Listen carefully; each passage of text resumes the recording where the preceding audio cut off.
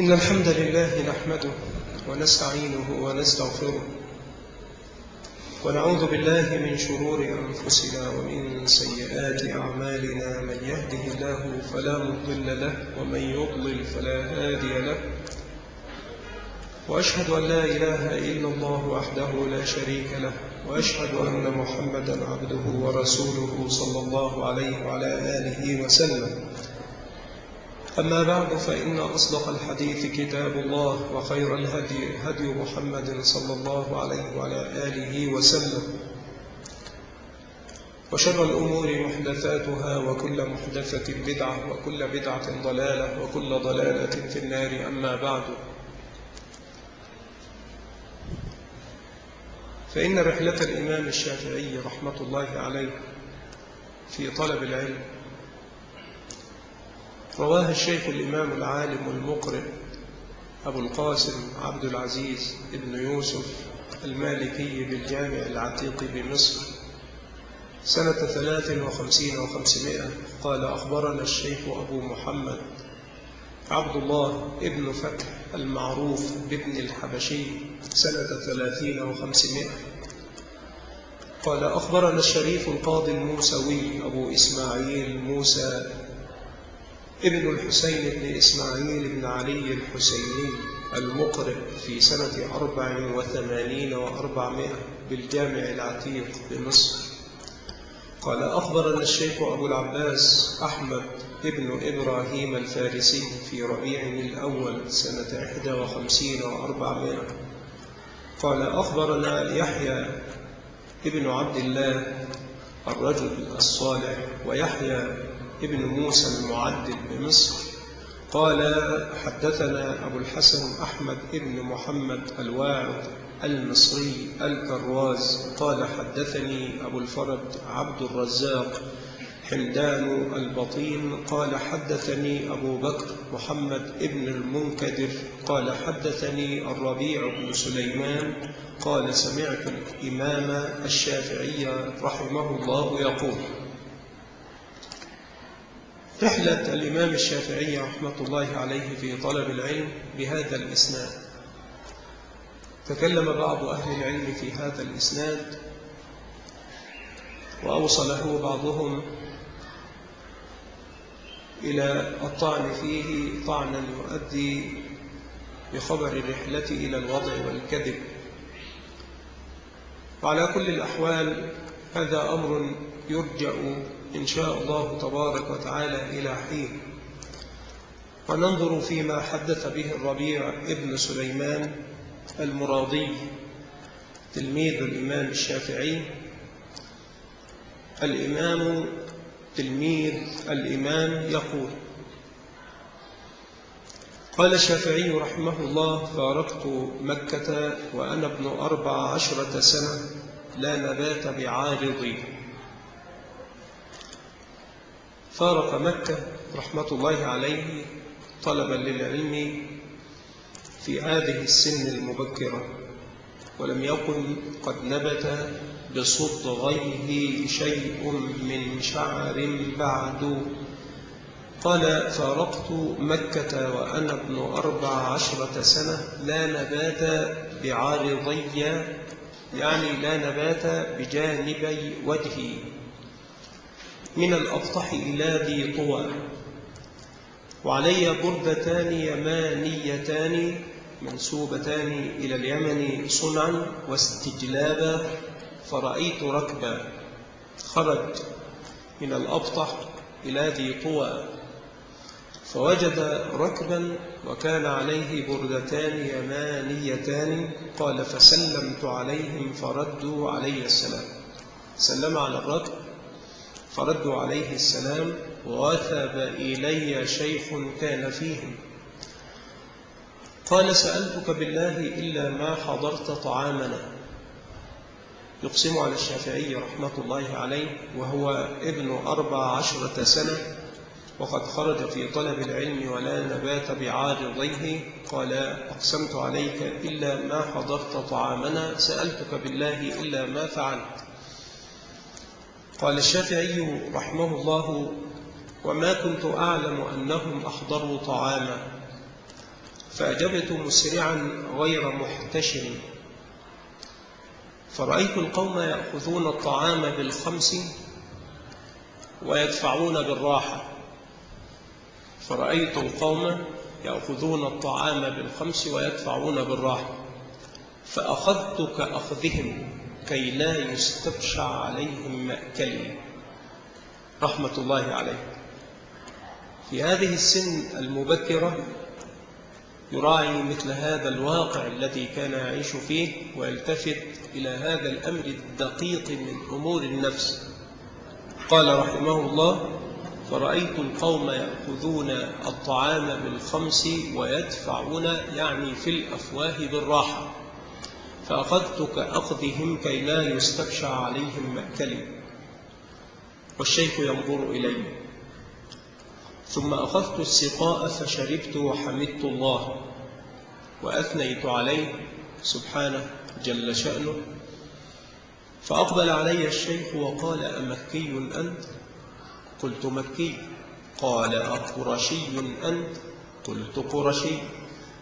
ثم أقبلت عليه وقلت: يا عم، بما استدللت علي؟ يعني لما سألت؟ أمكي أنت؟ أقرشي أنت؟ يا عم، بما استدللت علي؟ قال: أما في الحضر فبالزي، يعني لست بدويا ولا أنت من أهل البادية، وإنما أنت حضري، فقادم أنت من مكة. وأما في النسب فبأكل الطعام، لأنه من أحب أن يأكل طعام الناس أحب أن يأكلوا طعامه، وذلك في قريش خاصة. فهم أهل كرم وأهل بذل وأهل جود وأهل عطاء، وهم أرومة النبي صلى الله عليه وعلى آله وسلم ودوحته.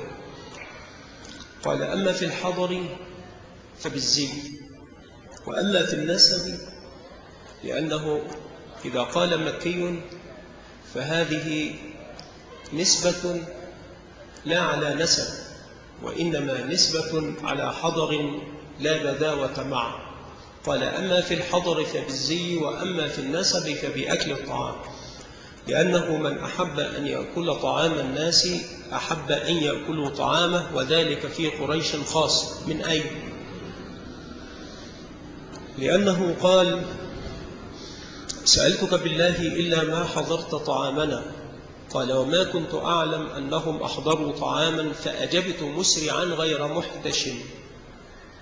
أجبت مسرعا غير محتشم، يقول: لأنه من أحب أن يأكل طعام الناس أحب أن يأكلوا طعامه، وذلك في قريش خاصة. فهم إذا ما دعوا إلى الطعام أسرعوا، لأنهم سوف يردون ذلك كيلا بكيل، بل أوفر منه وأعظم، وذلك في قريش خاصة. قال الشافعي رحمه الله: فقلت للشيخ: من أين أنت؟ قال: من مدينة النبي صلى الله عليه وعلى آله وسلم. فقلت: من العالم بها والمتكلم في نص كتاب الله تعالى والمفتي بأخبار رسول الله صلى الله عليه وسلم؟ قال: سيد بني أصبح مالك بن أنس رحمه الله تعالى، الذي هو عالم بها والمتكلم في نص كتاب الله تبارك وتعالى بها والمفتي بأخبار رسول الله صلى الله عليه وسلم في مدينته، سيد أصبح مالك بن أنس الأصبحي. فقلت: وشوقاه إلى مالك؟ فقال لي: قد بل الله شوقك. فكأنه كان مستعرا يلتهب ونارا تتلظى، فقال: قد بل الله شوقك.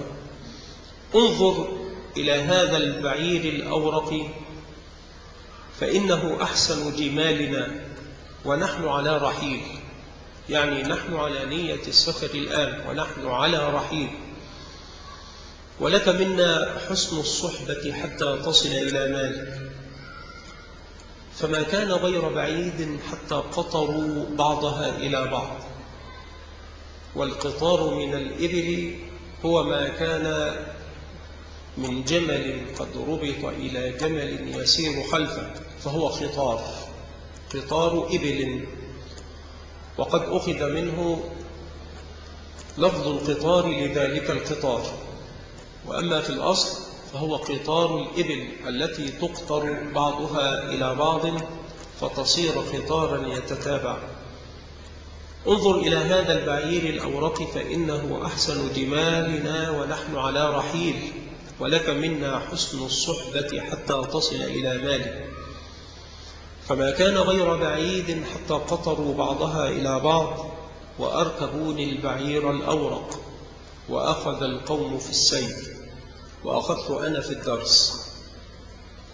فختمت من مكة إلى المدينة 16 ختمة، بالليل ختمة وبالنهار ختمة، ودخلت المدينة في اليوم 8 بعد صلاة العصر، وله من العمر 14 سنة، وما نبت بعارضيه شعر بعد. فلما كان في الطريق من مكة إلى المدينة طالبا للعلم قال: ختمت 16 ختمة، بالليل ختمة وبالنهار ختمة، ودخلت المدينة في اليوم 8 بعد صلاة العصر، بختام 16 ختمة في اليوم 8 بعد صلاة العصر دخل مدينة الرسول صلى الله عليه وعلى آله وسلم. فصليت العصر في مسجد النبي صلى الله عليه وسلم، ودنوت من القبر فسلمت على الرسول صلى الله عليه وعلى آله وسلم، وكان هنالك بالروضة الشريفة. دنوت من القبر فسلمت على الرسول صلى الله عليه وسلم، ورأيت مالك بن أنس مؤتزرا ببردة متشحا بأخرى، جعل بردة إزارا وجعل أخرى وشاحا كالرداء على كتفيه. مالك رحمة الله عليه هو المفتي في المدينة، وهو المتكلم فيها بحديث رسول الله صلى الله عليه وعلى آله وسلم، ويأتي إليه الناس من أطباق الأرض ومن جهاتها الأربع يطلبون العلم في مدينة النبي صلى الله عليه وعلى آله وسلم. جالس هو وحوله تلامذته بالروضة، وقبر النبي صلى الله عليه وعلى آله وسلم ثمة بقرب. يقول الرسول صلى الله عليه وعلى آله وسلم: ما بين بيتي ومنبري روضة من رياض الجنة، ومنبري على ترعة من ترع الجنة. فكان مالك رحمة الله عليه جالسا يحدث ويتحدر من ثناياه العلم الذي أثره عن رسول الله صلى الله عليه وعلى آله وسلم. وجاء الشافعي رحمة الله عليه وهو ابن 14 سنة، فدخل مع العصر فوجد الحلقة قائمة، ووجد مالكا رحمة الله عليه يحدث. قال مالك رحمه الله: حدثني نافع عن ابن عمر عن صاحب هذا القبر، وضرب بيده إلى قبر رسول الله صلى الله عليه وعلى آله وسلم. قال الشافعي رحمه الله: فلما رأيت ذلك هبته مهابة عظيمة. لما رأيت ذلك، لأنه يعلو بسنده إلى النبي صلى الله عليه وسلم بإسناد عال جدا. قال: حدثني نافع عن ابن عمر عن صاحب هذا القبر صلى الله عليه وسلم، وأهوى بيده إلى قبر رسول الله صلى الله عليه وسلم. قال: فهبته مهابة عظيمة، وجلست حيث انتهى بي المجلس. مالك يحدث، الطلاب يكتبون. وكان مالك رحمة الله عليه يرى كما هو الشأن في طلب العلم عند أهل المدينة أن أعلى درجات التحمل 8 الأخذ عن الشيخ بالعرض عليه، لا بقراءة الشيخ على طلابه، وإنما بالعرض على الشيخ. وكان مالك رحمة الله عليه لا يحدث قراءة على أحد، وإنما يقرأ عليه وهو يسمع رحمة الله عليه. الشافعي رحمة الله عليه سمع مالكا رحمه الله في ذلك الأوان يقول: حدثني نافع عن ابن عمر عن صاحب هذا القبر صلى الله عليه وسلم: الطلاب يكتبون والشافعي قادم من سفر ولم يكن مهيئا بدفتر وقلم ودوات ومداد من أجل أن يكتب وراء شيخه رحمة الله عليه. قال: فأخذت عودا من الأرض فجعلت كلما أملى مالك حديثا كتبته بريقي على يدي. والإمام مالك رحمه الله ينظر إلي من حيث لا أعلم حتى انقضى المجلس. مالك يحدث رحمة الله عليه، الشافعي يكتب. أخذ عودا فجعل الريق مدادا وجعل الراحة صحيفة، وأخذ يغمس عوده في مداده يحط على صحيفته، يعني على راحته، ومالك يراه من حيث لا يراه حتى انقضى المجلس. قال: وانتظرني مالك أن أنصرف فلم يرني أنصرف، فأشار إلي فدنوت منه، فنظر إلي ساعة ثم قال: أحرمي أنت؟ قلت: حرمي. قال: أمكي أنت؟ قلت: مكي. قال: أقرشي أنت؟ قلت: قرشي. لأن الشافعي رحمة الله عليه كان ينتهي نسبه في جده السادس إلى رسول الله صلى الله عليه وسلم.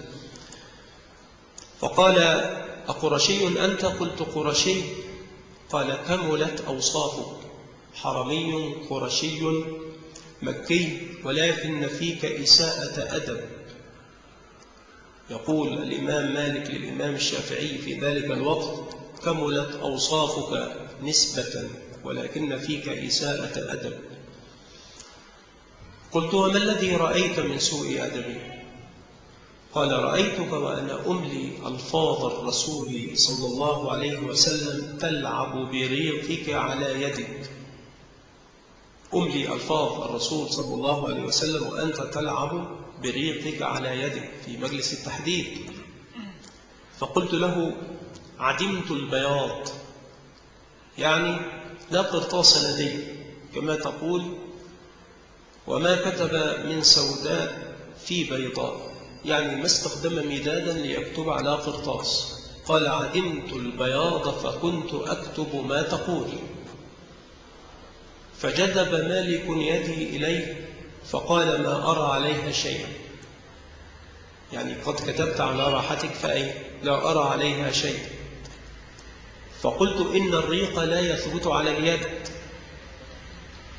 ولكن فهمت جميع ما حدثت به منذ جلست وحفظته إلى حين قطعت، يعني منذ دخلت وأنت تقول: حدثني نافع عن ابن عمر عن صاحب هذا القبر صلى الله عليه وسلم، وأهوى بيده إلى قبر المصطفى المختار صلى الله عليه وسلم. قال: فهمت جميع ما حدثت به منذ جلست وحفظته إلى حين قطعت. فتعجب الإمام مالك من ذلك فقال: أعد علي ولو حديثا واحد. قال الشافعي رضي الله عنه: فقلت: حدثنا مالك عن نافع عن ابن عمر، وأشرت بيدي إلى القبر كإشارته عن صاحب هذا القبر، حتى أعدت عليه 25 حديثا حدث بها من حين جلس إلى وقت قطع المجلس وسقط القرص، يعني وأقبل الليل. فصلى مالك المغرب وأقبل على عبده وقال: خذ بيد سيدك إليك. خذ بيد سيدك إليك في مقابل فيك إساءة أدب، وفي مقابل رأيتك وأنا أملي ألفاظ الرسول صلى الله عليه وسلم تلعب بريقك على يدك. وفي مقابل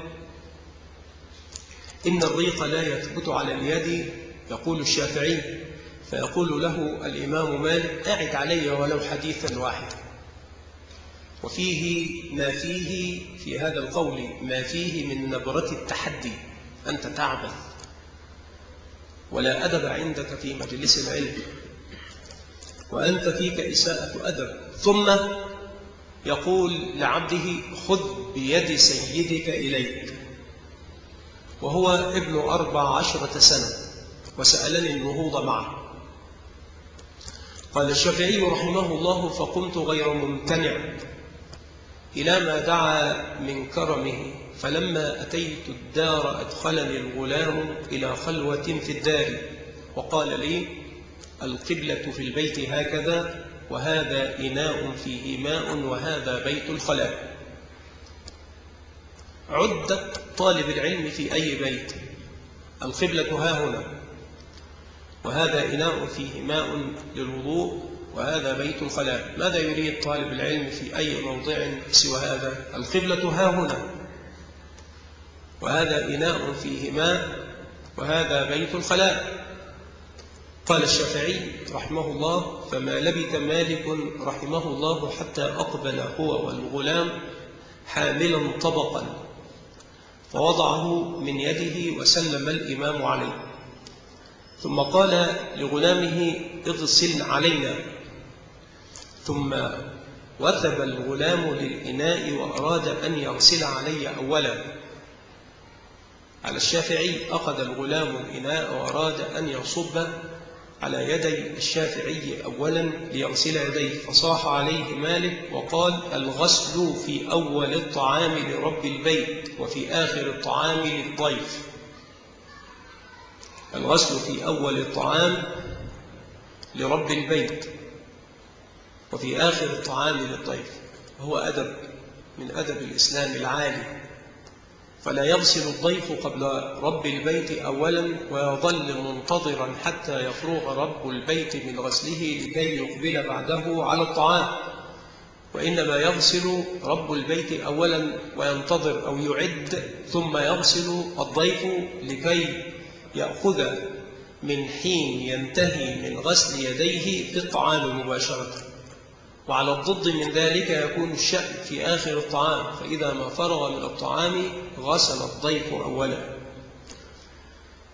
قال الشافعي: فاستحسنت ذلك من الإمام مالك رحمه الله، وسألته عن شرحه، فقال: إنه يدعو الناس إلى كرمه، فحكمه أن يبتدئ هو بالغسل، وفي آخر الطعام ينتظر من يدخل فيأكل معه. وهذه أخرى، يقول: إنه يدعو الناس، أي رب البيت يدعو الناس إلى كرمه، فحكمه أن يبتدئ هو بغسل يديه، وفي آخر الطعام لا يغسل أولا، وإنما ينتظر من يدخل فيأكل معه. قال الشافعي رحمه الله: فكشف الإمام رحمه الله الطبق، فكان فيه صحفتان، في إحداهما لبن والأخرى تمر، فسمى الله تعالى وسميت، فأتيت أنا ومالك على جميع الطعام. وعلم مالك أننا لم نأخذ من الطعام الكفاية، فقال لي: يا أبا عبد الله، يقول ذلك للإمام الشافعي لتلميذه وله من العمر 14 سنة: هذا جهد من مقل إلى فقير معدل. فقلت: لا عذر على من أحسن، إنما العذر على من أساء. ما السن ها هنا؟ ما قيمته وما شأنه؟ لا قيمة له عند من يحسن أن يقول وهو ابن 14 سنة: لا عذر على من أحسن، إنما العذر على من أساء. الذي يحسن أن يقول هذا الكلام طاعن في سن الخبرة، متجاوز لحد الشباب والكهولة والشيخوخة والهرم. قال الشافعي رحمه الله: فأقبل مالك يسألني عن أهل مكة حتى دنت العشاء الآخرة، ثم قام عني وقال: حكم المسافر أن يقل تعبه بالاضطجاع. فنمت ليلتي، فلما كان في الثلث الأخير من الليل قرع علي مالك الباب فقال لي: الصلاة يرحمك الله. يغريه بالصلاة ويأمره بأن يأخذ بها رحمة الله عليه. فرأيته حامل إناء فيه ماء فتبشع، يعني صار بشعا جدا علي ذلك أن يحمل الإمام الماء بنفسه من أجل أن يصب عليه. فقال لي: لا يرعك، لا يفزعك ما رأيته فخدمة الضيف فرض. لا يرعك ما رأيته فخدمة الضيف فرض. قال الشافعي رحمة الله عليه: فتجهزت للصلاة وصليت الفجر مع الإمام مالك في مسجد رسول الله صلى الله عليه وسلم، والناس لا يعرف بعضهم بعضا من شدة الغلس، الظلمة التي تكون في آخر الليل وقبل انفجار الصبح وقبل ميلاد الضياء. وجلس كل واحد منا في مصلاه يسبح الله تعالى إلى أن طلعت الشمس على رؤوس الجبال. فجلس مالك في مجلسه بالأمس وناولني الموطأ أمليه وأقرأه على الناس وهم يكتبون. فكان مالك القارئ بين يدي الإمام، فكان الشافعي رحمه الله القارئ بين يدي الإمام مالك في الموطأ يسرد أحاديث النبي صلى الله عليه وعلى آله وسلم بإسناد الإمام مالك إلى رسول الله صلى الله عليه وسلم، وقارئا ما هنالك أيضا من بلاغات مالك عليه الرحمة، والناس يكتبون. وكان من شدة هيبته لشيخه رحمة الله عليهما أنه كان يقول: كنت أصفح الورقة بين يدي مالك صفحا رقيقا حتى لا يسمع وقعها، رحمة الله عليه. فيه حس وفيه إحساس، انتفت عنه الغلظة وانتفت عنه القسوة وانتفت عنه الفظاظة، وكان كما رأيت من بدء طريقه في طلب العلم مخلوقا لهذا الشأن رحمة الله عليه. قال الشافعي: فأتيت على حفظه من أوله إلى آخره، وأقمت ضيف مالك 8 أشهر، فما علم أحد من الأنس الذي كان بيننا أينا الضيف. ظل 8 أشهر ضيفا على مالك رحمة الله عليهما.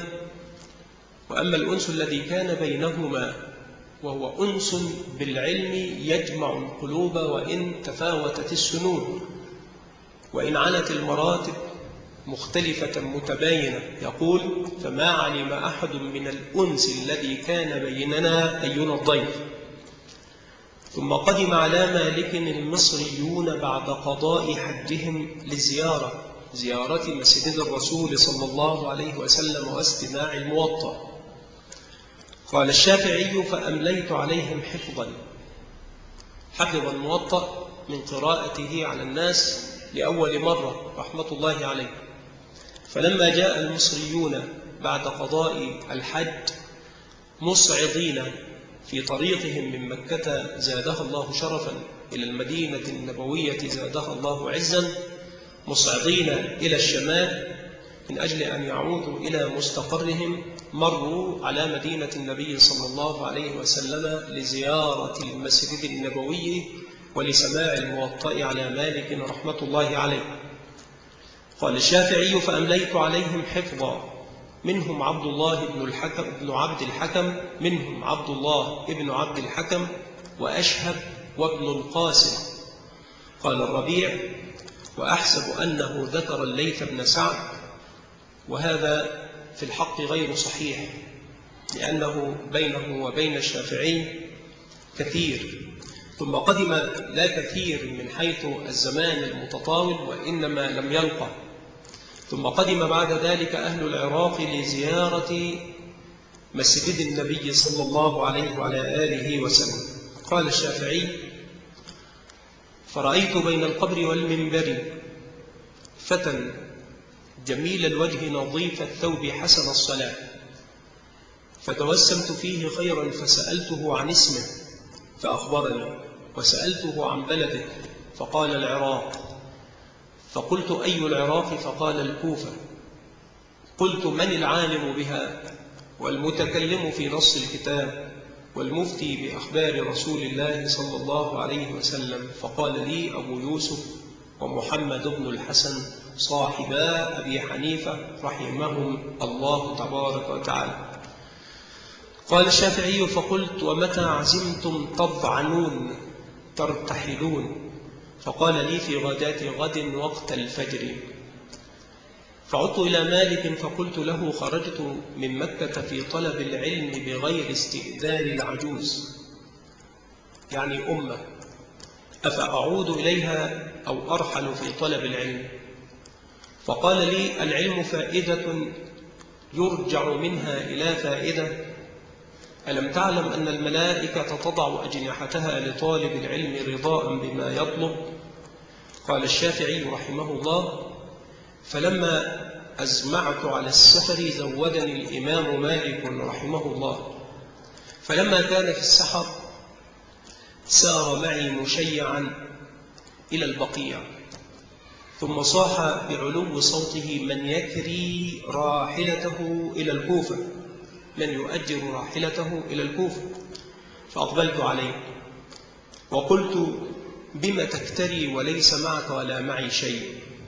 فقال لي: انصرفت البارحة بعد صلاة العشاء الآخرة إذ قرع علي قارع، طرق علي الباب طارق، فخرجت إليه فأصبت ابن القاسم، فسألني قبول هديته فقبلتها، فدفع إلي صرة فيها 100 دينار، وقد أتيتك بنصفها وجعلت النصف لعيالي.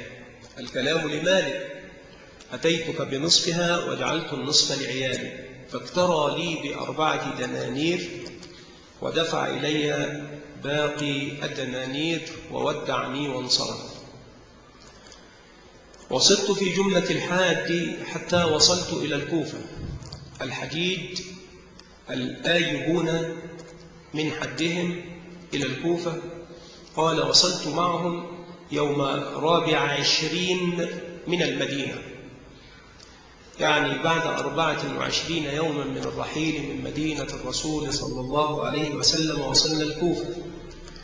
فدخلت المسجد بعد صلاة العصر وصليت العصر، فبينما أنا كذلك إذ رأيت غلاما قد دخل المسجد وصلى العصر فما أحسن الصلاة، فقمت إليه ناصحا فقلت له: أحسن صلاتك لئلا يعذب الله تبارك وتعالى هذا الوجه بالنار.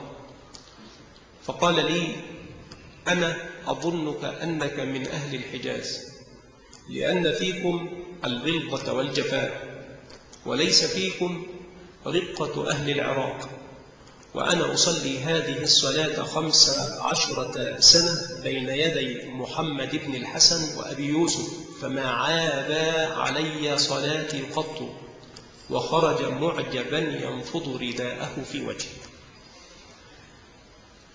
الإمام الشافعي من القلة القليلة التي رزقت الرسم بالكلمات، وكان بليغا لله أبوه، وكان فصيحا فصاحة لا تدان، وكان حسن الصوت بالتلاوة جدا. كان إذا ما دخل المسجد الحرام جلس هنالك قريبا من زمزم فشرع في التلاوة، وكان صيتا فيجتمع عليه من بالمسجد الحرام يسمعون تلاوته رحمة الله عليه. وكان شاعرا، بل كان مفلقا، حتى إنه لا يقول: ولولا الشعر بالعلماء يزري لكنت اليوم أشعر من لبيدي. ولولا الشعر بالعلماء يزري لكنت اليوم أشعر من لبيدي. مر هذا الغلام ينفض رداءه في وجهه معجبا بنفسه ويقول: صليت هذه الصلاة التي تعيب 15 سنة بين يدي محمد ابن الحسن وأبي يوسف، فما عاب علي صلاتي قط. فلقي، يقول الشافعي، للتوفيق محمد بن الحسن وأبا يوسف بباب المسجد. خرج الغلام المعجب بنفسه الذي معيبت صلاته بين يدي هذين العالمين 15 سنة، قال خرج فلقي محمد بن الحسن وأبا يوسف بباب المسجد فقال أعلمتما في صلاتي من عيب؟ فقال اللهم لا. قال ففي مسجدنا هذا من عاب صلاتي. فقال اذهب إليه فقل له بما تدخل الصلاة. اذهب إليه فقل له بما تدخل الصلاة. وهي أثارة من دليل على طريقة أهل الرأي في امتحانهم من يمتحنونه. فقال اذهب فقل له بما تدخل الصلاة. قال الشافعي رحمة الله عليه فجاء الفتى فقال يا من عاب صلاتي بما تدخل في الصلاة؟ فقلت بفرضين وسنة. فقلت أدخل الصلاة بفرضين وسنة. فعاد إليهما وأعلمهما بالجواب، فعلم أنه جواب من نظر في العلم. فقال اذهب إليه فقل له ما الفرضان وما السنة. فأتى إلي فقال ما الفرضان وما السنة؟ فقلت أما الفرض الأول فالنية، والثاني تكبيرة الإحرام، والسنة رفع اليدين.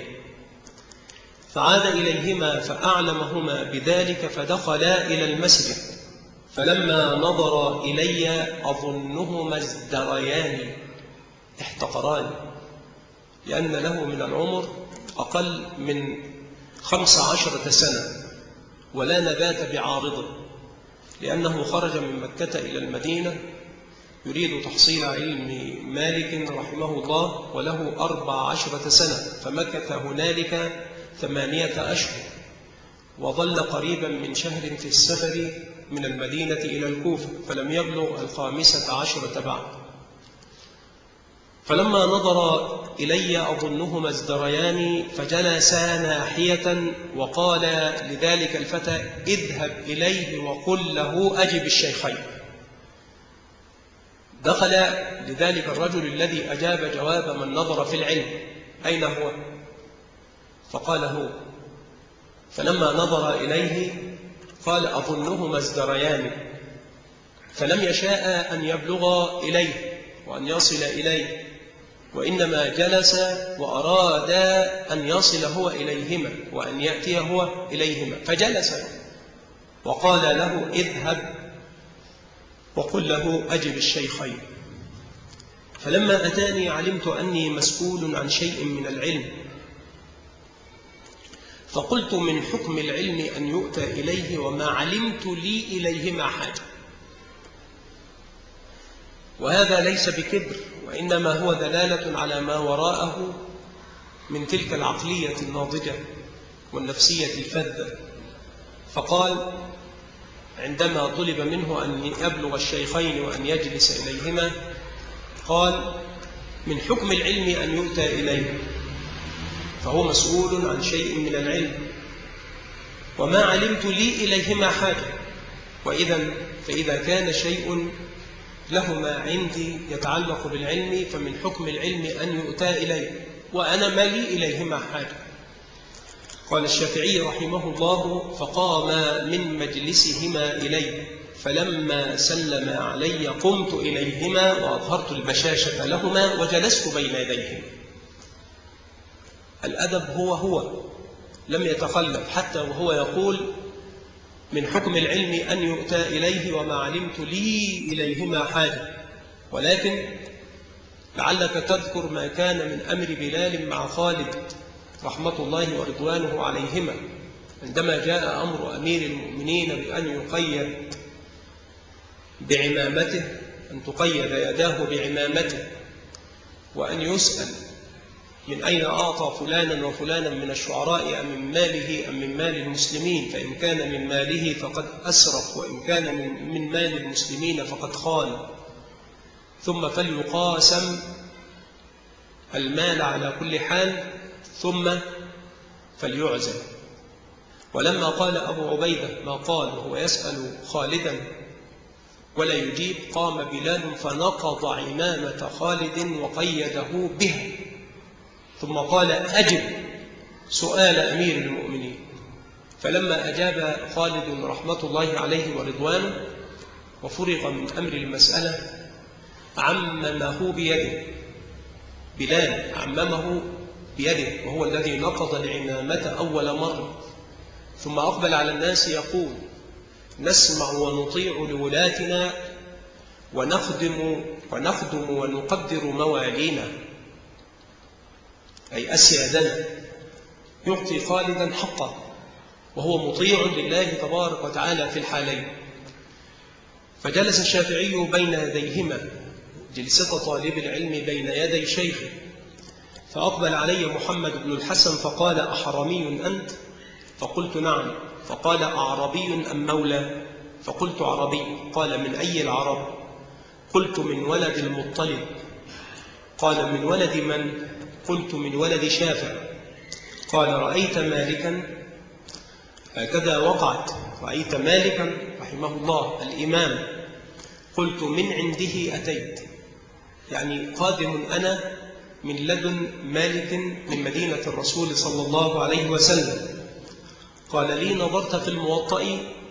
قلت: أتيت على حفظه، فعظم ذلك عليه، ودعا بدوات وبياض، وكتب مسألة في الطهارة ومسألة في الزكاة ومسألة في البيوع والفرائض والرهن والحج والإيلاء، ومن كل باب في الفقه مسألة، وجعل بين كل مسألتين بياض، يضع سؤالا ويترك فراغا، ثم يضع سؤالا ثم يضع سؤالا ثم يجعل فراغا، وهكذا. ودفع إلي الدرجة، يعني الصحيفة التي يكتب فيها، وقال: أجب عن هذه المسائل كلها من الموطأ، فإنك تقول مدعيا أنك قد أتيت عليه حفظا. قال الشافعي عليه الرحمة: فأجبت بنص كتاب الله وسنة رسوله صلى الله عليه وسلم وإجماع المسلمين في المسائل كلها، ثم دفعت إليه الدرج فتأمله ونظر فيه، ثم قال لعبده: خذ بيد سيدك إليك. قال الشافعي رحمه الله: ثم سألني النهوض مع العبد فنهضت غير ممتنع، فلما صرت إلى الباب قال لي العبد: إن سيدي أمرني أن لا تصير إلى المنزل إلا راكبا. قال الشافعي: فقلت له: قدم. فقدم إلي بغلة بسرج محلى، فلما علوت على ظهرها رأيت نفسي بأطمار رثة، يعني بثياب مهلهلة، على بغلة مطهمة مسرجة ملجمة. فحدث هنالك تباين بين الراكب والمركوب، فطاف بي الغلام أزقة الكوفة إلى منزل محمد بن الحسن، فرأيت أبوابا ودهاليز موقوشة، فذكرت ضيق أهل الحجاز وما هم فيه وما كان عليه مالك من التقشف، فبكيت. وقلت: أهل العراق ينقشون سقوفهم، وأهل الحجاز يأكلون القديد ويمصون النوى. ثم أقبل علي محمد بن الحسن وأنا في بكائي، فقال: لا يعرعك يا أبا عبد الله ما رأيت، فما هو إلا من حقيقة حلال ومكتسب. ما هو إلا من حقيقة حلال، يعني من صلب حلال صرف لا شبهة فيه ومكتسب، وما يطالبني الله فيه بفرض، وإني أخرج زكاتها في كل عام فأسر بها الصديق وأثبت بها العدو. وإني أخرج زكاتها في كل عام فأسر بها الصديق وأثبت بها العدو. قال الشافعي عليه الرحمة: فما بت حتى كساني محمد بن الحسن خلعة ب1000 درهم، وكان مقبلا من لدن مالك عليه الرحمة بأطمار رثة وثياب مهلهلة. ثم دخل خزانته فأخرج إلي الكتاب الأوسط تأليف الإمام أبي حنيفة، فنظرت تلك الليلة في أوله وفي آخره، ثم ابتدأت الكتاب في ليلتي أتحفظه، يعني يريد أن ينظر فيه حافظا إياه، فما أصبحت إلا وقد حفظته. أخرج إليه الكتاب من الخزانة لكي ينظر فيه في ليلته متسليا حتى لا يحس الوحشة ولا يجد مس الوحدة.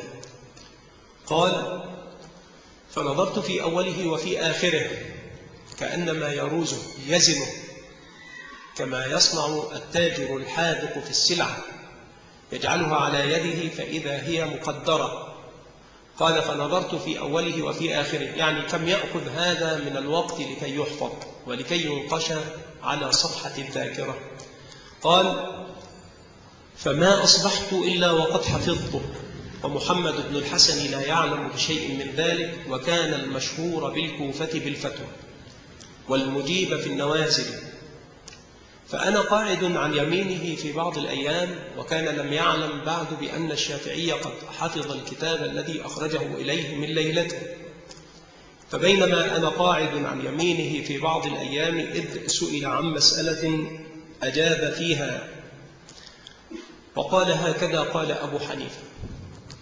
فقلت له: قد وهمت في الجواب في هذه المسألة، والجواب من قول الرجل كذا وكذا، وهذه المسألة تحتها المسألة الفلانية وفوقها المسألة الفلانية في الكتاب الفلاني الذي أعطيتني إياه ليلة نزلت عليك ضيفا.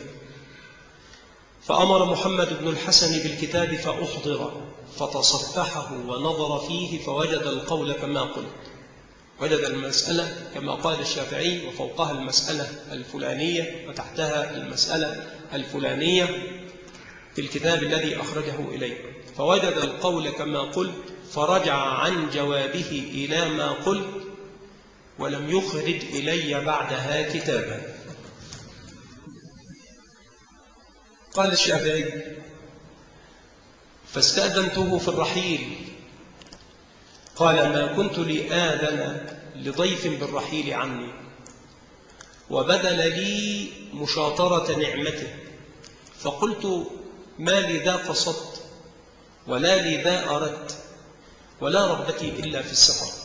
يعني ظن أن الشافعي رحمة الله عليه يريد أن يرحل لأنه يريد أن يضرب في الأرض لطلب الرزق، فعرض عليه مشاطرة النعمة، يعني أن يقسم بينه وبينه ما يملك، كما صنع مالك فيما من الله تبارك وتعالى به عليه في ليلة رحيل الشافعي عنه، فقال: هذا لك وهذا لعيالي، النصف لك والنصف لعيالي، فأكرى له بعيرا ب4 دراهم وأعطاه الباقي، وصحبتك السلامة أبا عبد الله. فقال الشافعي رحمة الله عليه: ما لهذا قصدت ولا لذا أردت ولا رغبتي إلا في السفر. قال: فأمر غلامه أن يأتي بكل ما في خزائنه من بيضاء وحمراء من ذهب وفضة، فدفع إلي ما كان فيها، وهو 3000 درهم. وأقبلت أطوف العراق وأرض فارس وبلاد الأعاجم وألقى الرجال حتى صرت ابن 21 سنة، طالت المدة. ثم دخلت العراق في خلافة هارون الرشيد، فعند دخول الباب تعلق بي غلام فلاطفني وقال: ما اسمك؟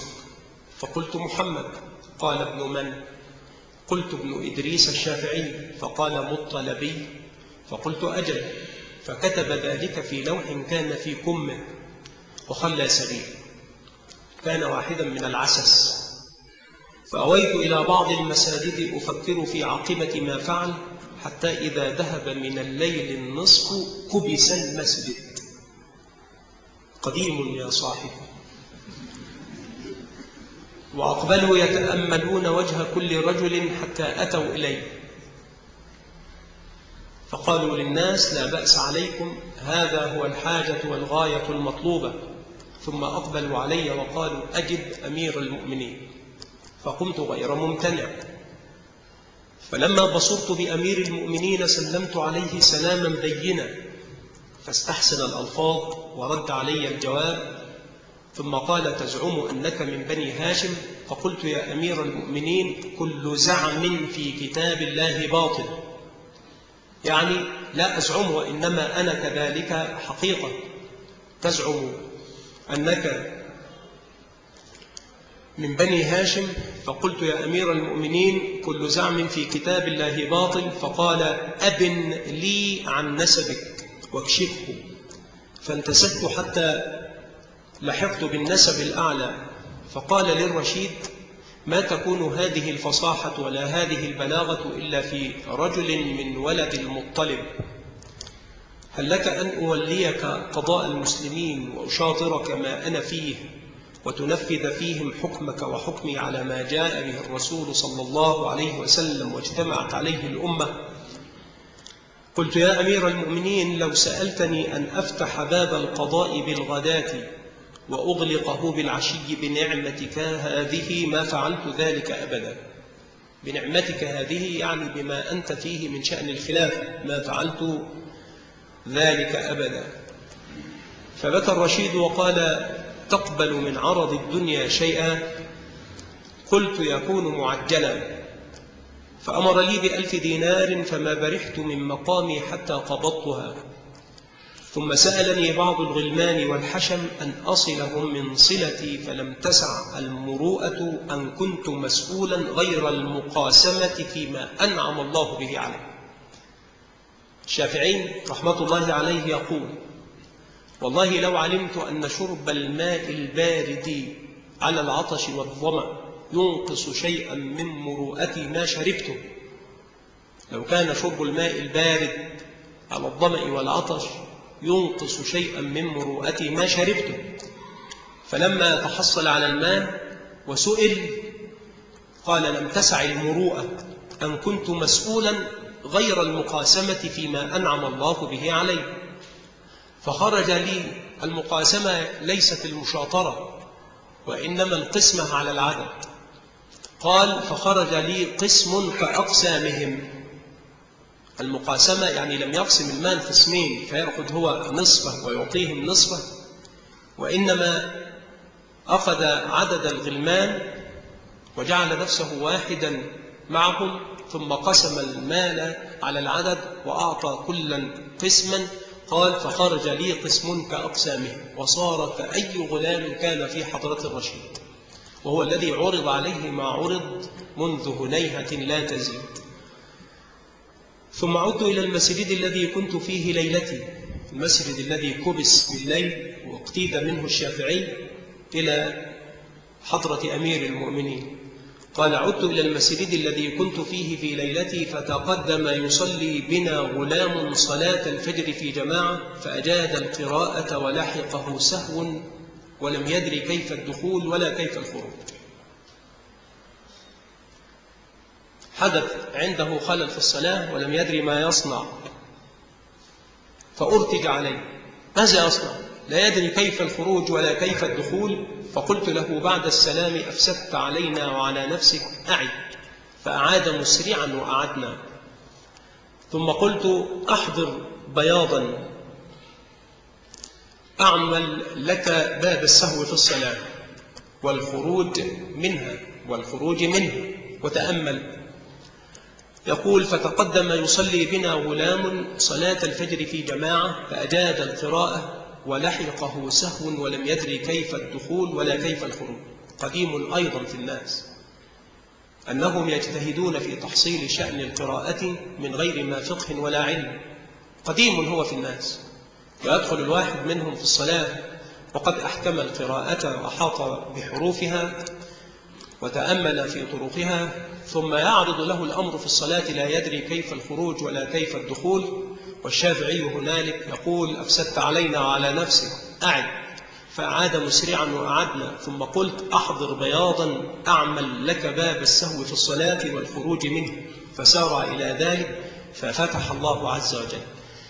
فألفت له كتابا من كتاب الله وسنة نبيه صلى الله عليه وسلم وإجماع المسلمين، وسميته باسمه، وهو 40 جزءا يعرف بكتاب الزعفراني، يعني ذلك الغلام. وهو الذي وضعته بالعراق حتى تكامل في 3 سنين. وولاني الرشيد الصدقات بنجران، وقدم الحاج فخرجت أسألهم عن الحجاز، فرأيت فتى في قبته، فلما أشرت إليه بالسلام أمر قائد القبة أن يقف، وأشار إلي بالكلام، فسألته عن الإمام مالك وعن الحجاز، فأجاب بخير، ثم عاودته إلى السؤال عن مالك، فقال لي: أشرح لك أو أختصر، يعني أبين لك حال مالك على سبيل الشرح والبسط أو على سبيل الاختصار والإيجاز. قلت: في الاختصار البلاغة. فقال: في صحة جسم، وله 300 جارية، يبيت عند الجارية ليلة فلا يعود إليها إلى سنة، فقد اختصرت لك خبره. وقد ترك الإمام الشافعي الإمام مالك قبل الرحيل في أسوأ حال، حتى إنه عندما أراد أن يكري له بعيرا، أن يؤجر له بعيرا في الرحلة من المدينة إلى الكوفة، أقبل عليه الشافعي مستنكرا، قال: من أين تكري لي وما معك ولا معي مال؟ فقال: فتح الله، فقد جاءنا الليلة بفضل الله تبارك وتعالى هدية، فهي قسمة بينك وبين عيالي، فأنت واحد منهم، وإن كان لك القدح المعلى والنصيب الأوفى فلك النصف ولعيالي جميعا النصف.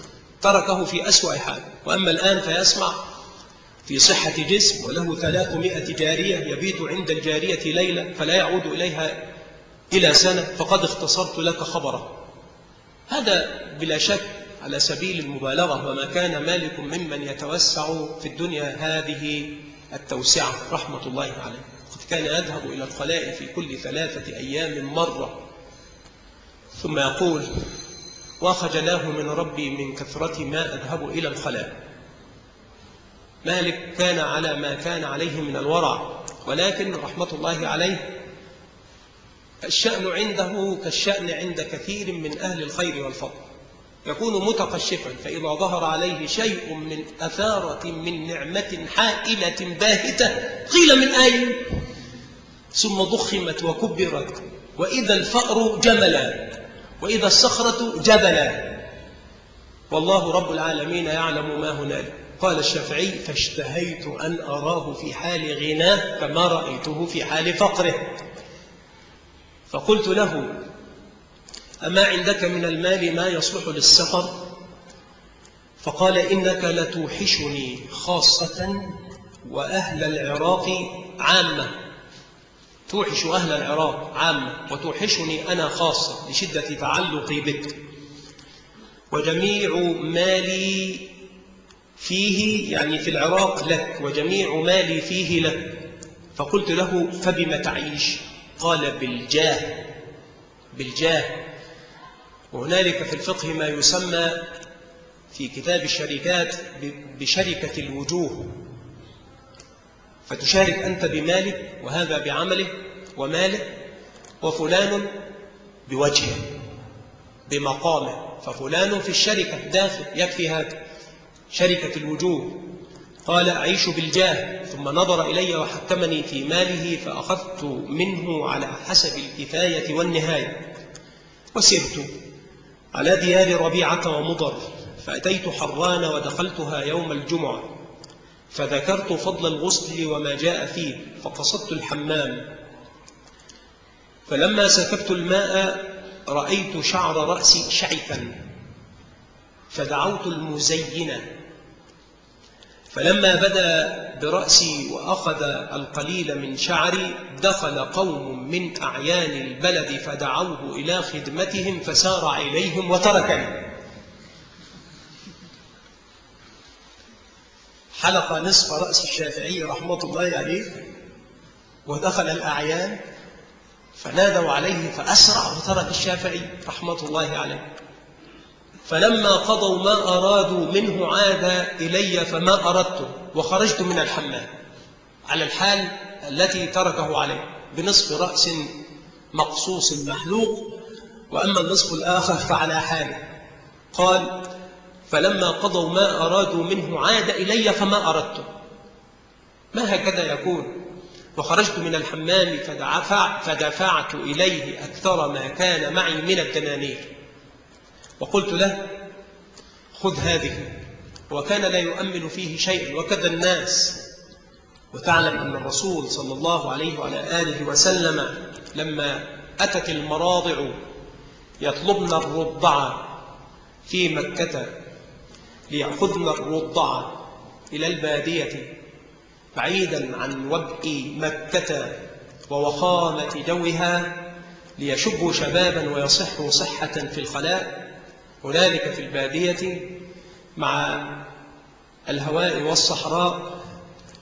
لما دخلنا ما من واحدة كما تقول حليمة ما من واحدة منا إلا وعرض عليها رسول الله صلى الله عليه وسلم فأبته. لما؟ تقول لما يعلمنه من يتمه، ويقولن إنما نرجو الخير من والد الطفل وهذا يتيم. فعادت إليه مضطرة لأنها لم ترغب في الرحيل من غير ما رضيع، فعادت إلى الرسول صلى الله عليه وسلم فوجدت بركته. فكذلك الناس يا صاحبي. الشافعي رحمة الله عليه أراد أن يعلمه، قال فدفعت إليه أكثر ما كان معي من الدنانير وقلت له خذ هذه، وإذا وقف بك غريب فلا تحتقره. فأعطاه أكثر مما أعطاه أولئك الأعيان ربما عدة مئات من المرات. فنظر إلي متعجبا، فاجتمع على باب الحمام خلق كثير، فلما خرجت عاتبني الناس. فبينما أنا كذلك يعني على كثرة ما أعطاه، يعاتبونه على كثرة ما أعطاه من المال ولم ينل منه وطرا، يعني لم يتحصل منه على فائدة، بل إنه شوه رأسه وشعره. فبينما أنا كذلك إذ خرج بعض من كان في الحمام من الأعيان فقدمت له بغلة ليركبها، فسمع خطابي لهم فانحدر عن البغلة بعد أن استوى عليها وقال لي أنت الشافعي؟ فقلت نعم. فمد الركاب مما يليني وقال بحق الله اركب. ومضى بالغلام مطرقا بين يدي حتى أتيت إلى منزل الفتى، ثم أتى وقد حصلت في منزله، يعني كنت هنالك في منزله، فأظهر البشاشة ثم دعا بالغسل فغسل علينا، ثم حضرت المائدة فسمى وحبست يدي فقال ما لك يا أبا عبد الله؟ فقلت له طعامك علي ممتنع حتى أعرف من أين هذه المعرفة. قلت الشافعي، وعزمت علي حالفا بالله تبارك وتعالى لأركبن، فلما حصلت لديك غسلت على يدي وقدمت المائدة وتقول يا أبا عبد الله فمن أين هذه المعرفة؟ فقال أنا ممن سمع منك الكتاب الذي وضعته ببغداد وأنت لي أستاذ. والنهى والمعرفة بين أهلها رحم. فقال أنا ممن سمع منك الكتاب الذي وضعته ببغداد وأنت لي أستاذ. قال الشافعي رحمه الله فقلت العلم بين أهل العقل رحم متصلة، فأكلت بفرحة إذ لم يعرف الله تعالى إلا بيني وبين أبناء جنسي. جنسه هو من بني آدم، وكل من انحدر من صلب آدم هو من جنسه، لا ليس من جنسه إلا من كان من أهل العلم، فهو يحمد الله تبارك وتعالى على أن جنسه إلى العلم وبالعلم ومن أجل العلم.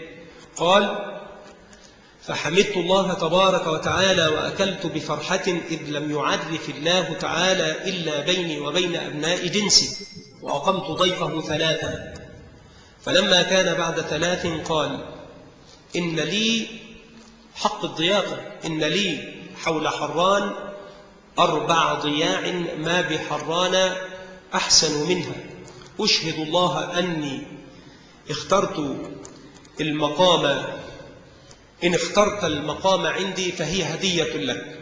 هذه الضياع التي هي حول حران أشهد الله إن اخترت المقام معي أن تكون هذه الضياع هدية مني إليك. فقلت: فبم تعيش؟ قال: بما في صناديقي تلك، وأشار إليها، وهي 40,000 درهم، وقال: أتجر بها.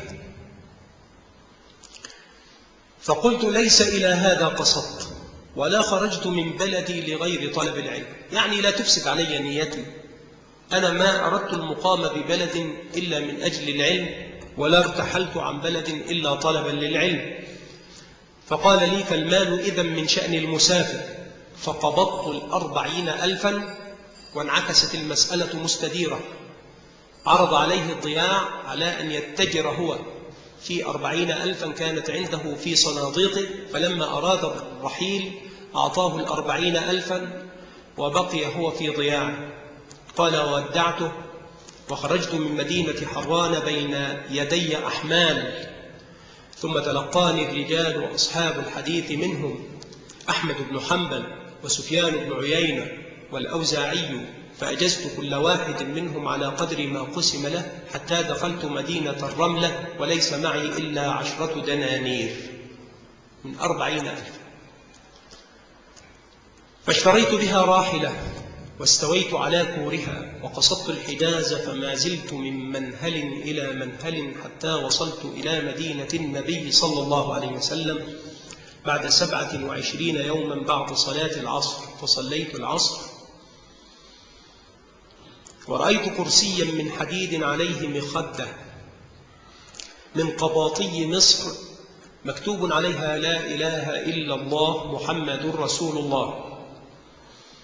قال الشافعي رحمه الله: وحوله 400 دفتر أو تزيد. وبينما أنا كذلك إذ رأيت مالك بن أنس رضي الله عنه قد دخل من باب النبي صلى الله عليه وسلم وقد فاح عطره في المسجد. تغيرت الحال، كرسي ومخدة من قباطي مصر وعطر يفوح شذاه في المسجد، وحوله 400 أو يزيدون. فلما وصل أوسع له من كان قاعدا وجلس على الكرسي، فألقى مسألة في جراح العمد. جلس على الكرسي وألقى مسألة في جراح العمد.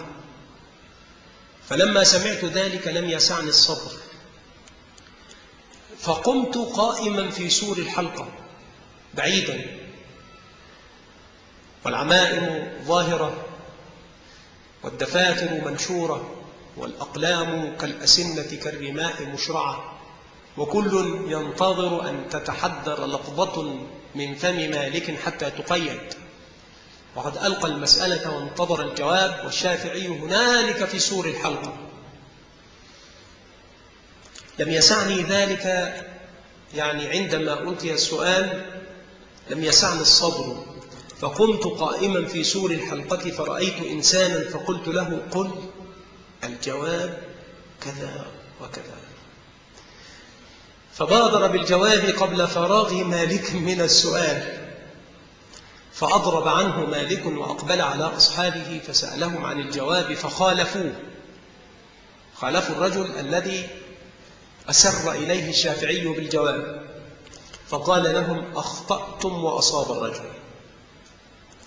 ففرح الجاهل بإصابته، وهو كذلك دائما، كل جاهل يحب أن يوصف بالعلم. فلو لقيت جاهلا فقلت له: يا عالم، لانتشى منتفخا، حتى لربما تفتقت أزراره عن انتفاخ صدره، وربما تفتقت ثيابه من امتلاء جسمه غرورا وكبرا. وإذا لقيت جاهلا فوصفته بما هو فيه لأوسعك ضربا. قال: ففرح الجاهل بإصابته، فلما ألقت السؤال الثاني أقبل علي الجاهل يطلب مني الجواب، فقلت له: الجواب كذا وكذا. فبادر بالجواب فلم يلتفت إليه مالك، وأقبل على أصحابه واستخبرهم عن الجواب فخالفوه، فقال لهم: أخطأتم وأصاب الرجل. قال الشافعي عليه الرحمة: فلما ألقى السؤال الثالث قلت له: قل الجواب كذا وكذا. فبادر بالجواب فأعرض مالك عنه وأقبل على أصحابه فخالفوه. قال: أخطأتم وأصاب الرجل. ثم قال للرجل: ادخل، ليس ذلك لك بموضع، موضعك بين يديك وأمام هؤلاء جميعا، ادخل فليس هذا بموضع لك. فدخل الرجل طاعة منه لمالك وبقي الشافعي. وجلس الرجل بين يدي مالك فقال له مالك: فراسة قرأت الموطأ؟ لأن شكله ليس ممن يمكن أن يكون قرأ الموطأ. فقال: قرأت الموطأ؟ قال: لا. قال: فنظرت ابن جريج؟ قال: لا. قال: فلقيت جعفر بن محمد الصادق؟ قال: لا. قال: العلم هذا من أين؟ قال: إلى جانبي غلام شاب يقول لي: قل الجواب كذا وكذا، فكنت أقول. قال: فالتفت مالك والتفت الناس بأعناقهم لالتفات مالك رحمه الله، فقال للجاهل: قم فمر صاحبك بالدخول إلينا. قال الشافعي: فدخلت فإذا أنا من مالك بالموضع الذي كان الجاهل فيه جالسا بين يديه. فتأملني ساعة وقال: أنت الشافعي، لقد طال المدى وتغيرت الحال، وكان قد خرج من عنده بغير شعر في عارضيه، والآن عاد يتفتق رجولة وشبابا. أنت الشافعي؟ فقلت: نعم. فضمني إلى صدره ونزل عن كرسيه وقال: أتمم هذا الباب الذي نحن فيه حتى ننصرف إلى المنزل الذي هو لك المنسوب إليه، حتى ننصرف إلى المنزل الذي هو لك وملكك ومن كان منسوبا إليه، حتى ننصرف إلى نحن نتكلم عن الأئمة، فماذا تنتظر من جواب، وماذا تنتظر من بلاغة، وماذا تنتظر من فصاحة؟ قال: حتى ننصرف إلى المنزل الذي هو لك المنسوب إليه. قال الشافعي رحمه الله: فألقيت 400 مسألة في جراح العمد فما أجابني أحد بجواب، واحتجت أن آتي ب400 جواب، فقلت: الأول كذا وكذا، والثاني كذا وكذا، حتى سقط القرص وصلينا المغرب، فضرب مالك بيده إلي. فلما وصلت المنزل رأيت بناء غير الأول فبكيت. فقال: مما بكاؤك؟ كأنك خفت يا أبا عبد الله أن قد بعت الآخرة بالدنيا. قلت: هو والله ذلك.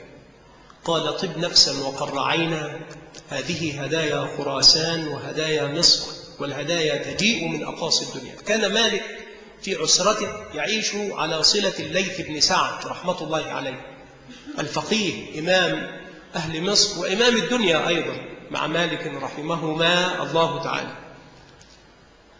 فقال له: قد كان النبي صلى الله عليه وسلم يقبل الهدايا ويرد الصدقة، وإن لي 300 خلعة من رقيق خراسان وقباطي مصر، وعندي عبيد بمثلها لم تستكمل الحلم، فهم هدية مني إليك. وفي صناديقي تلك 5000 دينار أخرج زكاتها عند كل حول، فلك مني نصفها. قلت: العلم يكفر. وهب له ما وهب من هذه الأموال الجزيلة والنعم الطائلة. قال: قلت: إنك موروث وأنا موروث، فلا يبيت جميع ما وعدتني به إلا تحت خاتمي ليجري ملكي عليه، فإن حضرني أجلي كان لورثتي دون ورثتك، وإن حضرك أجلك كان لك دون ورثتك، كان لي دون ورثتك. فأبى إلا العلم. قال: فتبسم في وجهي وقال: أبيت إلا العلم. لم يقل له: تستعجل موتي أو تشك في عدتي أو غير ذلك مما يتمحك فيه أولئك الذين يعطون ولا يصدقون، وإنما قال متبسما: أبيت إلا العلم. فقلت: لا يستعمل أحسن منه، وما بت إلا وجميع ما وعدني به تحت ختمي. فلما كان في غداة غد صليت الفجر في جماعة، وانصرفت إلى المنزل أنا وهو وكل واحد منا يده في يد صاحبه، إذ رأيت كراعا على بابه من جياد خراسان وبغالا من مصر. فقلت له: ما رأيت كراعا أحسن من هذا. فقال: هو هدية مني إليك يا أبا عبد الله. فقلت له: دع لك منها دابة. فقال: إني أستحيي من الله أن أطأ تراب قرية فيها نبي الله صلى الله عليه وسلم بحافر دابة. فكان مالك لا يركب دابة في مدينة الرسول صلى الله عليه وسلم وقد علت به السن، يقول: أستحيي من الله أن أركب دابة تطأ بحافرها أرضا تضم رسول الله صلى الله عليه وسلم. قال الشافعي: فعلمت أن ورع الإمام مالك باق على حاله، فأقمت عنده 3 ثم ارتحلت إلى مكة وأنا أسوق خير الله ونعمته، ثم أنفذت من يعلم بخبري، فلما وصلت الحرم خرجت العجوز ونسوة معها فضمتني إلى صدرها. قال الشافعي رحمة الله عليه: فلما هممت بالدخول قالت للعجوز يعني أمه: إلى أين عزمت؟ قلت: إلى المنزل. فقالت: هيهات، تخرج من مكة بالأمس فقيرا وتعود إليها مترفا تفخر على بني عمك بذلك. قلت: ما أصنع؟ فقالت: نادي بالأبطح في العرب بإشباع الجائع وحمل المنقطع وكسوة العراة فتربح ثناء الدنيا وثناء الآخرة. ففعلت ما أمرت به، وسار بذلك الفعل الرجال على آباط الإبل، وبلغ ذلك مالكا فبعث إلي يستحثني على الفعل، يعني على الكرم، ويعدني أنه يحمل إلي في كل عام مثل ما صار إلي منه، وما دخلت إلى مكة وأنا أقدر على شيء مما جاء معي إلا على بغلة 51 دينارا، بأمر أمه، بأمر العجوز، وحق له. فمثل هذه تلد الأئمة، مثل هذه تلد الأئمة. تقول: هيهات، أين تريد؟ قال: المنزل، ومعك هذه النعمة الظاهرة والمال الوفير. هيهات، تخرج من مكة بالأمس فقيرا وتعود إليها مترفا تفخر على بني عمك بذلك. فماذا أصنع؟ نادي بالأبطح في العرب بإشباع الجائع وحمل المنقطع وكسوة العراة فتربح ثناء الدنيا وثناء الآخرة، رحمة الله عليه وعليه. وتعلم أنها حبست نفسها على تربيته إذ تربي يتيما رحمة الله عليه. فوقعت المقرعة التي يقرع بها البغلة، فناولتني إياها أمة على كتفها قربة، فأخرجت لها 5 دنانير، فقالت للعجوز: ما أنت صانع؟ فقلت: أجيزها على فعلها. فقالت: ادفع إليها جميع ما تأخر معك. فدفعته إليها ودخلت إلى مكة، فما بت تلك الليلة إلا مديونا. وأقام مالك رحمه الله يحمل إلي في كل عام مثل ما كان دفع إلي أولا 11 سنة. فلما مات ضاق بالحجاز وخرجت إلى مصر، فعوضني الله عبد الله ابن عبد الحكم فقام بالكلفة. فهذا جميع ما لقيته في سفري، فافهم ذلك يا ربيع. يقول ذلك الربيع رحمة الله عليه تلميذه الشافعي رحمة الله عليه. كان رجلا لا كمثله الرجال، كان صادقا وكان شهما وكان عفيفا وكان فصيحا وكان بليغا وكان كريما، وكان قبل ذلك كله كان عالما متثبتا فقيها، حتى إن الإمام أحمد رحمة الله عليه يقول: إنه ما قامت رؤوسنا نحن أهل السنة إلا عندما جاء الشافعي، لأن المتكلمين وأصحاب الجدل كانوا يعتدون على أهل السنة ببديء الكلام، ولا يستطيع أهل السنة قبل دخول الشافعي بغداد ولقياه من كان هنالك من علمائها من أهل السنة، لم يكونوا يستطيعون أن يردوا على أولئك المجادلين ممن أوتوا جدلا، حتى دخل الشافعي فأدخلهم في أقماع السمسم، حتى أدخلهم في أقماع السمسم، ما زال يكبتهم حتى أدخلهم في جحورهم. وقامت قائمة أهل السنة من علمائها عليهم الرحمة، والشافعي رحمة الله عليه كان قد أوتي علما وفهما، وكان أمة واحدة رحمة الله عليه، فضائله كثيرة. ومزاياه عديدة ومناقبه مذكورة في الكتب ومشهورة، ألفت فيه الكتب ألفها الأئمة في مناقب الشافعي عليه الرحمة، فتلحظ شيئا في هذا الذي ذكر، وإن كان البحث في إسناده يرجع إلى حين بإذن الله القوي المتين. الشافعي عليه الرحمة تلحظ شيئا في كلامه وتلحظ شيئا في حياته، وهو ذلك الإخلاص المتبدي في ثنايا قوله وفي تضاعيف فعله وفي كل حياته للعلم. ذلك الإخلاص للعلم، وتلك الحركة من أجل طلب العلم، وتلك الوفرة الموفورة من صرف النعمة كل النعمة من أجل العلم ولتحصيل العلم ولإكرام أهل العلم وللقيام على شأن العلم، مع الإخلاص لله تبارك وتعالى، ومع العبادة الموفورة لله تبارك وتعالى، ومع كرم النفس، ومع كل ذلك. وأنه كان إمام الدنيا في وقته، كان أحمد رحمة الله عليه لشدة فقره يقف في العراق في بغداد مستقبلا مصر بعد أن رحل إليها الشافعي، يقول: لو ملكت كذا وكذا درهما لرحلت إلى الشافعي بمصر. وكان كما يقول ولده الإمام ابن الإمام عبد الله ابن الإمام أحمد يقول لأبيه: يا أبت، إني لأراك تدعو للشافعي قبل أن تدعو لنفسك في الصلاة، فماذا؟ يعني ما هو الشافعي؟ من كان يكون هذا الشافعي؟ فقال له: يا ولدي، لقد كان الشافعي كالشمس للدنيا والعافية للبدن. كان الشافعي كالشمس للدنيا وكالعافية للأبدان رحمة الله عليه، مع ما كان فيه من الإمامة، ومع ما كان فيه رحمة الله عليه من جلالة العلم، ومع ما كان فيه من الفصاحة، حتى إن الأصمعي وهو راوية العرب يقول: صححت شعر الهذليين علافة من قريش يقال له محمد بن إدريس رحمة الله عليه، وكان قد دخل البادية يجمع شعر الهذليين، وهو من أفصح الشعر ومن أمتنه ومن أصعبه، مع ما فيه من غرابة اللفظ وحوشي الكلام.